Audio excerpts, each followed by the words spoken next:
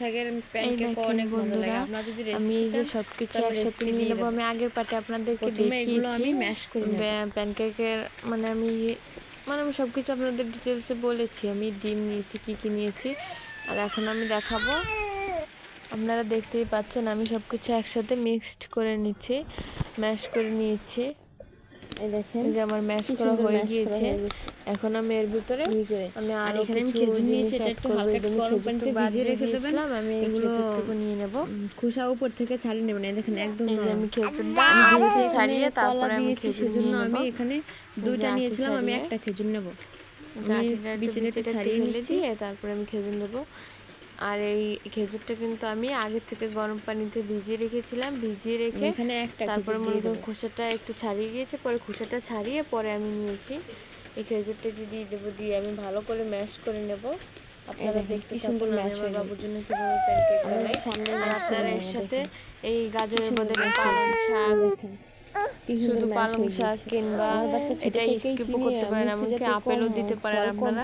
আপনারা যার যেটা সুবিধা মনে হয়, যার যেটা ভালো মনে হয় সেটা দিয়ে তৈরি করবেন। ডিমটা দিয়ে নেব। এই যে আমি দুইটা একসাথে নিয়ে নেব।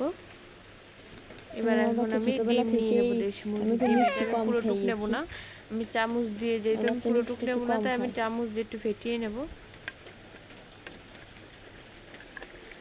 আর আপনাদের পছন্দ হলে আপনারা অবশ্যই লাইক কমেন্ট শেয়ার করে দেবেন। আমার বাচ্চার বয়স, আপনাদের যদি ভিডিওটা ভালো লেগে থাকে, যেহেতু আমি প্রথমবার খাওয়াবো বাচ্চাদের, ফেটিয়ে নিয়ে এখন আমি ডিমটুকু দিয়ে দেব। টাইম লাগে, যেহেতু আমি প্রথমবার খাওয়াবো তাই আবার আমি আমি দিয়ে দিচ্ছি। একসাথে মিক্সড করে নেব। আপনারা দেখতে থাকুন।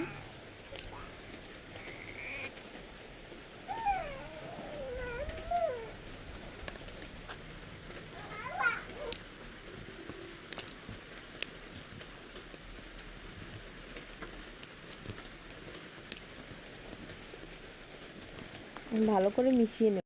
এই যে আমার ভালো করে মিশানো হয়ে গিয়েছে।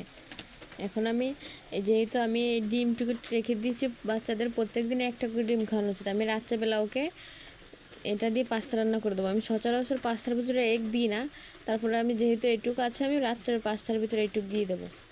এখন আমি এই কাপটা নিয়েছি, এই কাপের 2 কাপ ফ্লাওয়ার দিয়ে দেবো।